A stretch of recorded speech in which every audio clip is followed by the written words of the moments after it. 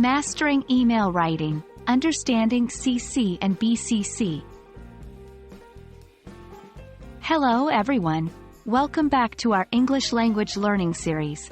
In today's video, we will be diving into a crucial aspect of email writing, understanding and using the CC and BCC fields in emails. Let's get started.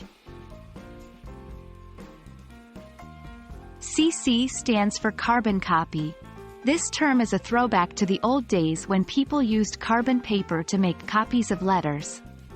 In email terms, when you CC someone, it means you're sending them a copy of the email.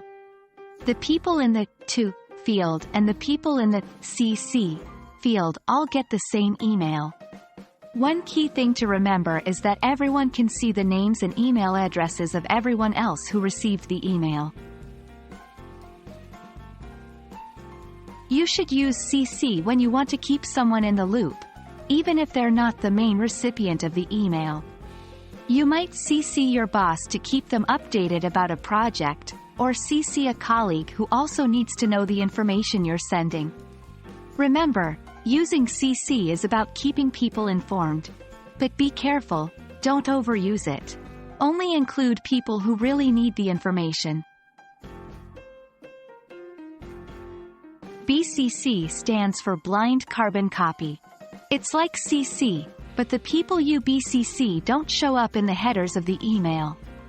In other words, no one knows they got the email except for them and you. This is useful when you want to inform someone without letting the other recipients know that you've also sent it to this person. You can use BCC when you want to protect someone's privacy. For example, if you're sending an email to a large group and you don't want to share everyone's email addresses with the whole group. You might also use BCC if you're forwarding a sensitive email and you don't want the original sender to know. Keep in mind that using BCC should be done thoughtfully. Respect for privacy is essential, but transparency is also important in many professional settings. That's all for today's video on CC and BCC in email writing. Remember, understanding how to use these features can improve your email etiquette and ensure that your communications are professional and respectful. We hope you found this information helpful.